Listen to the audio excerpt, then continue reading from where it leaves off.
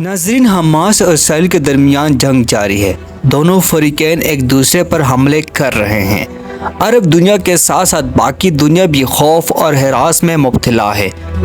तो दूसरी तरफ बड़ी कुव्वतों पर भी जंग में मुलव्वस होने पर आड़े हाथों लिया जा रहा है।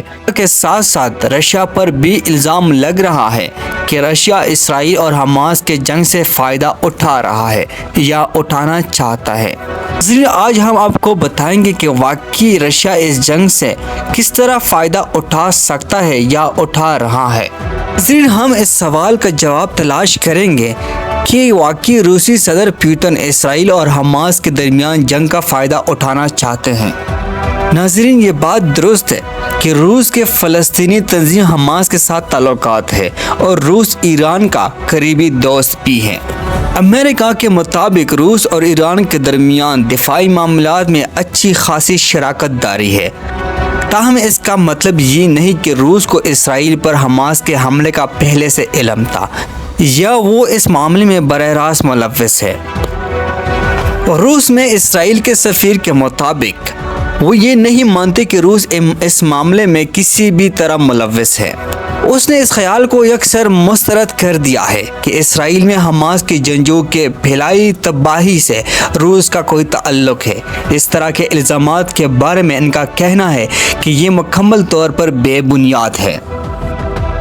माहिरीन के मुताबिक ऐसे शवाहिद नहीं मिले जिनसे ये लगे कि रूस ने हमास को बराह रास्त हथियार फराहम किए या रूसी फौज ने हमास के जंगजू को किसी किस्म की तरबियत दी है। माहिरीन के मुताबिक रूस के हमास के साथ तवील अरसे से ताल्लुकात रहे हैं। रूस ने कभी भी हमास को नहीं सराहा है।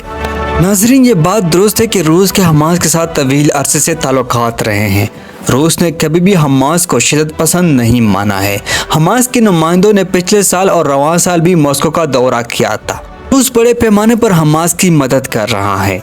रूसी साख्ता हथियार और साजो सामान गजा पट्टी तक पहुंचे हैं, लेकिन रूसी हथियार और साजो सामान पहुंचाने में बराह रास्त ईरान मदद कर रहा है। दूसरे लफ्ज़ों में पुतिन ने मशरिक़ वस्ता में जंग का बटन नहीं दबाया है, लेकिन क्या वो इसका फ़ायदा उठाने के लिए तैयार है?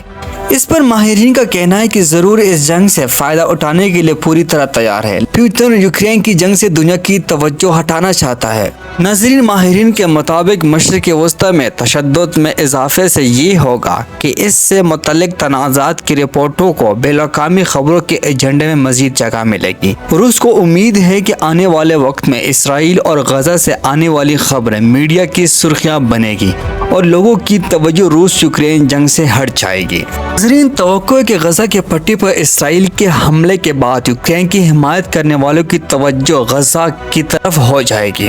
ताहम इसका मतलब ये नहीं कि मगरबी ममालिक यूक्रेन की शहरियों को अपनी हिफाजत आपके लिए छोड़ देंगे, लेकिन यूक्रेन को मिलने वाली फौजी इमदाद में यकीनी तौर पर कमी आएगी। इससे रूस और यूक्रेन की जंग में पड़ना बड़े पैमाने पर रूस के हक में झुक जाएगा।